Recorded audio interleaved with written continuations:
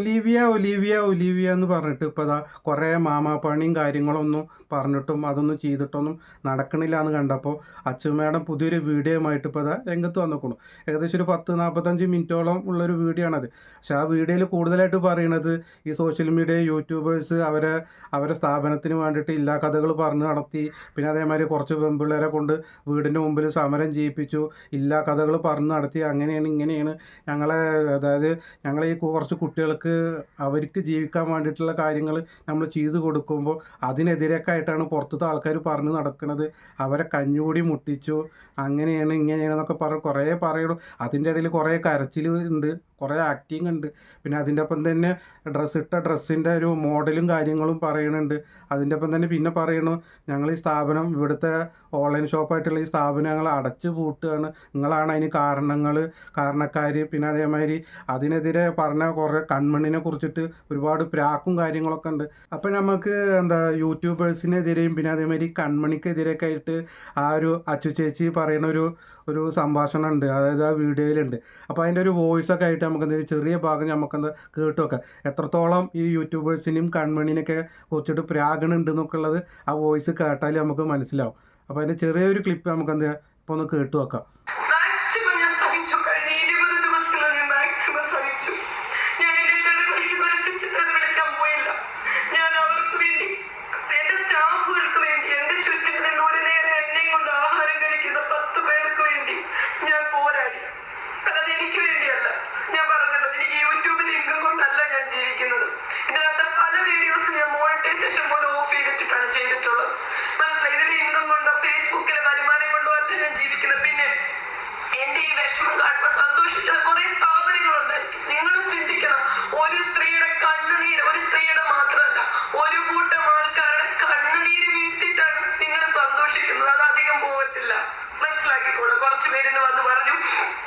Olivia തരുന്നതിനേക്കാൾ 10 രൂപ rate കുറവിത്ര Olivia നിർത്തി.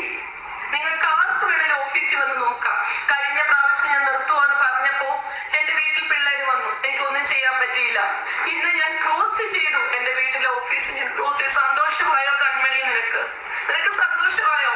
ഇനി നിനക്ക് പറഞ്ഞ് നടക്കാമല്ലോ. ഇനി അടുത്ത സ്ഥാപനം പൂട്ടിക്കാനായിട്ട് നീ ജയ് വിളിക്കാനായിട്ട് ഓരോരുത്തരുടെ വീട്ടുമുറ്റത്ത് ചെല്ലും.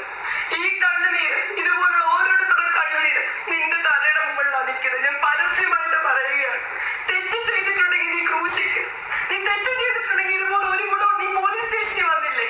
പോലീസ് സ്റ്റേഷനിൽ വന്നപ്പോ അവിടെ ഞാൻ വന്നില്ലേ? ഞാൻ തെറ്റ് ചെയ്തെങ്കിൽ നീ അവിടുന്ന് എന്റെ പരാതി കൊടുത്ത് എന്നെ ജയിലിലാക്കാൻ എന്താ? പിന്നെ നീ എന്തിനാ നാട്ടുകാരെ കാണിക്കാൻ എന്റെ വീടിന്റെ മുന്നിൽ വന്ന് ഷോ കാണിച്ചത്? നിന്റെ വീടിന്റെ മുന്നിൽ ഞാൻ വന്നോ? എന്നെ ഇത്രയും പണി തന്നിട്ട് നിന്റെ വീടിന്റെ മുന്നിൽ ഞാൻ വന്നോ? നീ പിന്നെ എന്തിന് എന്റെ വീടിന്റെ മുന്നിൽ വന്ന് എന്നെ തെറി വിളിക്കുന്നു, ലൈവ് ഇടുന്നു? മനസ്സിലായൊക്കെ കാലം കണക്ക് പറയുന്നൊരു ദിവസമുണ്ട്. അപ്പോൾ ഇതിൽ കേട്ടില്ലേ, ആ വോയിസ് കേട്ടില്ലേ? അപ്പോൾ ഇതിനെക്കുറിച്ച് ഇപ്പോൾ എനിക്ക് പറയാനുള്ളത്, ഇതിന് പറയുന്നുണ്ട്, ഇത് സ്ഥാപനം പൂട്ടിച്ചു, നിങ്ങളെല്ലാവരും പാടെ കൂടിയിട്ട് ഈ സ്ഥാപനം പൂട്ടിച്ചു എന്നൊക്കെ പറയണം. നമ്മൾ ആരെയും അതേമാതിരി യൂട്യൂബേഴ്സ് ആണെങ്കിലും അതേമാതിരി പുറത്തത്തെ കുറേ ആൾക്കാരാണ് ഇതിനെക്കുറിച്ചിട്ടൊക്കെ സംസാരിക്കണവരാണെങ്കിലും ഒരു സ്ഥാപനം പൂട്ടിക്കണം എന്ന് വിചാരിച്ചിട്ടൊന്നുമല്ല സംസാരിക്കുന്നത്. ഒരു സ്ഥാപനം നല്ല രീതിയിൽ പോയിക്കൊണ്ടിരിക്കുന്ന സ്ഥാപനങ്ങളൊന്നും പൂട്ടേണ്ട ആവശ്യമില്ല. നല്ല രീതിയിൽ ലൈസൻസും പെർമിറ്റും കാര്യങ്ങളും ഒക്കെ ഉള്ള സ്ഥാപനമാണെങ്കിൽ അത് പൂട്ടേണ്ട ഒരു ആവശ്യമില്ല നമുക്ക്. പക്ഷേ ആ സ്ഥാപനത്തിൻ്റെ ഉള്ളിൽ നടക്കുന്ന കുറേ കാര്യങ്ങളാണ് അത് വെളിച്ചത്ത് കൊണ്ടുവരിക. അതിനെതിരായിട്ട് അതിൽ വർക്ക് ചെയ്തിരുന്ന കുറച്ച് സ്റ്റാഫുകൾ രംഗത്ത് വന്നു. അപ്പോൾ അതിനെ സപ്പോർട്ട് ചെയ്തിട്ട് യൂട്യൂബേഴ്സും ആൾക്കാരൊക്കെ നിന്നതാണ്. അല്ലാതെ നിങ്ങളെ സ്ഥാപനം ഇത് പൂട്ടിച്ചാനോ ഒന്നും, കാരണം ഒരുപാട് ആൾക്കാരെ കഞ്ഞി കുടിച്ച് പോണതാണെന്ന് നിങ്ങൾ പറയണു. ഓക്കെ, പിന്നെ എനിക്കിതൊന്ന് പറയാനുള്ളത്, ഈ ഒരു സ്ഥാപനം ഇപ്പോൾ പൂട്ടേണ്ട അവസ്ഥ വന്നത് എന്തുകൊണ്ടാണ്? കുറച്ച് കുട്ടികൾ വന്നു നിങ്ങളെ വീടിൻ്റെ മുമ്പിൽ വന്നിട്ട് സമരം ചെയ്യാണ്, അല്ലെങ്കിൽ നിങ്ങളെ തെറി പറയാണ്, അത് പറഞ്ഞു ഇത് പറഞ്ഞു, നിങ്ങൾക്കെതിരെ കേസ് കൊടുത്തു. എന്തിൻ്റെ പേരിലാണ് ഇപ്പോൾ കേസ് കൊടുക്കുന്നത്? നിങ്ങളിപ്പോൾ ഇടക്കിടക്ക് പറയും, അതേമാതിരി നമ്മളെ CB മാമാട്ടിക്കുട്ടിയും പറയും, ഞാൻ ഒരുപാട് ആൾക്കാർക്ക് ഇവിടെ തൊഴിലവസരം കൊടുത്തു, അവരെ വീട്ടിലേക്കുള്ള, അതായത് അവർക്ക് ജീവിക്കാനുള്ള മാർഗ്ഗമാണ് ഞങ്ങളിവിടെ ചെയ്ത് കൊടുത്തിരിക്കുന്നത്, എന്നിട്ട് അതിനെതിരെ നിങ്ങളൊക്കെ ഇങ്ങനെ ചെയ്ത് കഴിഞ്ഞാൽ ഭയങ്കര കഷ്ടമാണ്, അങ്ങനെയാണ് ഇങ്ങനെയെന്നൊക്കെ പറഞ്ഞാൽ CB ഒരുപാട് ഡയലോഗ് എന്തെങ്കിലുമൊക്കെ പറഞ്ഞു കഴിഞ്ഞാൽ CBക്കൊരു ഡയലോഗാണല്ലോ. അവിടെ നിന്ന് തുടർത്തും. ഇവിടെ നിന്ന് തുടർത്തിക്കഴിഞ്ഞാൽ മറ്റേ കാസർഗോട്ടിന് തുടർത്തിക്കഴിഞ്ഞാൽ തിരുവനന്തപുരത്ത് നിൽക്കണ മാതിരിയാണ് CBയുടെ സംസാരം. അപ്പോൾ ഞാൻ പറഞ്ഞു വന്നത്, നിങ്ങൾക്കെതിരെ കേസ് കൊടുത്തു, അല്ലെങ്കിൽ നിങ്ങളെ വീടിൻ്റെ മുമ്പിൽ അല്ലെങ്കിൽ നിങ്ങളെ ഓഫീസിന് മുമ്പിൽ ഇവർ വന്ന് നിൽക്കുന്നുണ്ടെങ്കിൽ അത് എന്തിൻ്റെ ആവശ്യത്തിന് വേണ്ടിയിട്ടാണ്? അതായത് അവർക്ക് കിട്ടേണ്ട കമ്മീഷൻ പൈസ അതിൻ്റെ ബാക്കി ബാലൻസിന് വേണ്ടിയിട്ട്, പിന്നെ അതേമാതിരി കിട്ടാൻ ഒരുപാട് ആൾക്കാരുണ്ട് അത് മേടിക്കാൻ വേണ്ടിയിട്ട്, പിന്നെ അവരെ മൊബൈൽ കിട്ടാൻ വേണ്ടിയിട്ട്, പിന്നെ അതേമാതിരി തന്നെ അവരെ സിമ്മിനും ഇതിനു മുമ്പ് ഞാൻ പറഞ്ഞതാണ് ഇങ്ങനത്തെ കുറച്ച് കാര്യങ്ങൾക്ക് വേണ്ടിയിട്ടാണ് അവർ നിങ്ങളെ ഓഫീസിൻ്റെ മുമ്പിൽ വന്ന് നിൽക്കുന്നത്. പിന്നെ നിങ്ങൾ പറയണു ഇത് കുട്ടികൾക്ക് വേണ്ടിയിട്ട് അവരെ ജീവിതമാർഗ്ഗമാണ്, അവരെ കുടുംബം പോറ്റാൻ വേണ്ടിയിട്ടാണ് അവരിവിടെ ജോലി ചെയ്യുന്നത്, പക്ഷെ അതില്ലാതാക്കി അങ്ങനെ ഒരുപാട് കുട്ടികളെ കണ്ണീര് നിങ്ങൾക്ക് കിട്ടും എന്നൊക്കെ പറയണം.